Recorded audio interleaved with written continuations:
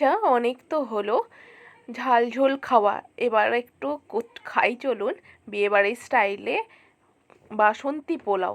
তার জন্যে কি কি প্রয়োজন এবং কী প্রসেসে বাড়িতে ঝরঝরে এক্কেবারে বাসন্তী পোলাও তৈরি করে পরিবেশন করতে পারবেন সদস্যদের, তাই আজকে আপনাদের শেয়ার করব।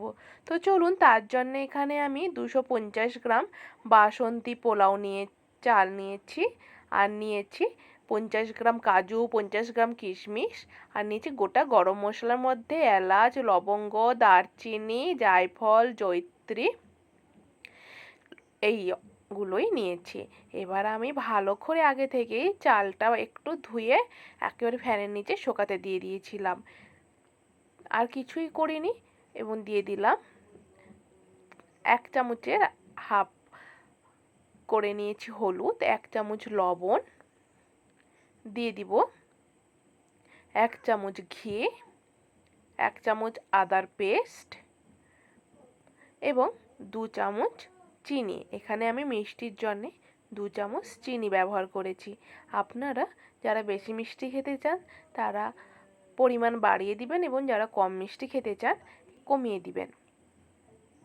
এবং ভালো করে আমি আর দিয়েছি, হ্যাঁ বন্ধুরা, আগে থেকে সেই যে গোটা গরম মশলাকে আমি হালকা গরম করে নিয়েছিলাম খালি কড়াইতে। ভালো করে এটা আমি নাড়াচাড়া করে একটু হাতুড়ি দিয়ে থেঁতো করে নিয়েছি। সেই গরম মশলা গুঁড়ো আমি 1 চামচ দিলাম। ভালো করে মাখিয়ে আমি রেখে দিব 10 মিনিট মতো, বেশিক্ষণ আমি রাখবো না। আর হ্যাঁ বন্ধুরা, এই রান্নাটা কিন্তু অতি চটজলদি হয় এবং খুবই অসাধারণ ও টেস্টও হয় বন্ধুরা। কোনো গেস্ট এলে অথবা বাড়ির কেউ মন যদি চায় বা আপনার যদি খুব ইচ্ছে হয়, একবার এইভাবে ট্রাই করে কিন্তু দেখতে পারেন। কড়াইটা ভালো করে গরম করে নিয়ে তাতে দিয়ে দিলাম 1 চা চামচ ঘি। ঘিটা গরম হতেই দিয়ে দিব 50 গ্রাম কাজু, গরম ঘিয়েই একটু ভাজা ভাজা করে নিব। একেবারে লালচে করব না, হালকা একটু বাদামি করে নিব। এই গরমে যদি বৃষ্টি আসে আর বৃষ্টির রাতে অথবা দুপুরে এমন যদি পোলাও হয়, তাহলে কিন্তু মনও খুশ হয়ে যাবে এবং বাড়ির সবাইও খুশ হয়ে যাবে, তাই না বন্ধুরা? দেখুন, আপনাদের সাথে কথা বলতে বলতে আমার কিন্তু কাজুও ভাজাও হয়ে গেল। এরপরে দিয়ে দিব আমি যে 50 গ্রাম কিশমিশ নিয়েছিলাম, ওই কিশমিশটাও আমি হালকা একটু নেড়ে নিব। এবং দেখুন, হালকা নাড়া হয়ে গেছে, বেশি নাড়বো না, তাহলে একটু পোড়া পোড়া কিশমিশ তাড়াতাড়ি পুড়ে যায় এবং তাড়াতাড়ি কড়াইতে লেগেও যাবে। তাই আমি বেশি নাড়াচাড়া করব না। এবং তুলে নেওয়ার পর ওই যে ঘিতে আমি দিয়ে দিব আর 1 চামচ ওই গরম মশলা থেঁতো যেটা করে রেখেছিলাম, ওই থেঁতো আপনারা চাইলে গুঁড়ো ব্যবহার করতে পারেন, খালি কড়াইতে ভেজে গুঁড়ো করেও নিতে পারেন। এবং এই মশলাটা দেখুন হালকা যখন বাউন্সি বাউন্সি উঠে আসবে, তার উপরেই দিয়ে দিব মাখিয়ে রাখা পোলাওর চালটা। আমি পুরোটা একেবারে দিয়ে দিলাম। আর দেখুন চালটা কতটা ঝরঝরে। আর হ্যাঁ বন্ধুরা, পোলাও করার সময় চাল ভিজিয়ে রাখার কোনো দরকার নেই, এইভাবে আমার প্রসেসে করবেন, দেখবেন যেমন ঝরঝরে এবং তেমন চটজলদি হবে। এবং যেহেতু আদা দিয়েছি আগে, আদাটা থাকার কারণেই আমি আগে থেকে একটু ভেজে নিচ্ছি। এবং গ্যাসের ফ্লেমটা একটু হাই করে দিব, যাতে করে না চালটা নরম হয়ে যায়, যা না ভেঙে যাওয়ার সম্ভাবনা থাকে। এবং আদাটাও কিন্তু এর সঙ্গে একেবারে গন্ধটা চলেও যাবে, কাঁচা আদার গন্ধ। আমি যেহেতু 1 বাটি মেপে মানে 250 গ্রাম চাল নিয়েছিলাম, আমি সেই জন্যে 500 জল দিব, মানে 2 বাটি জল দিব। এই হলো পরিমাণ।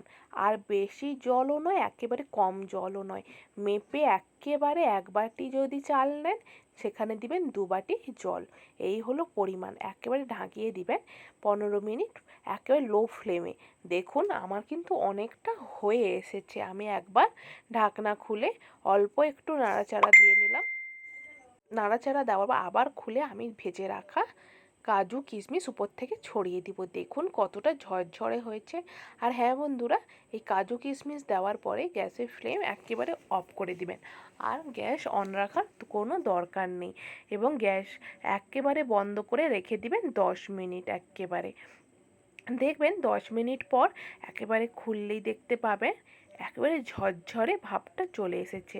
এরপরে আমি ওই পোলাও থেকে কিছুটা কিশমিশ উঠিয়ে নিয়েছি এবং একটি কাঁচের বয়াম নিয়েছি, তাতে একেবারে তলানিতে আমি একটি ফ্লাওয়ারের শেপ দেব। আপনারা যে কোনো শেপ দিতে পারেন অথবা নর্মালভাবে পোলাওটা সার্ভ করতে পারেন।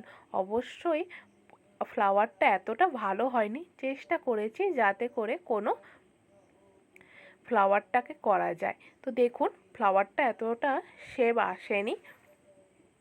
তো এর ওপর থেকেই আমি দিয়ে দিব যে পোলাওটা করেছিলাম, ওই পোলাওটা চেপে চেপে আমি বসিয়ে দিব, যেভাবে সেট করা যায়। তো এইভাবে দেখুন এক হাতা হাতা করে দিচ্ছি এবং অল্প অল্প করে আমি চাপ দিচ্ছি।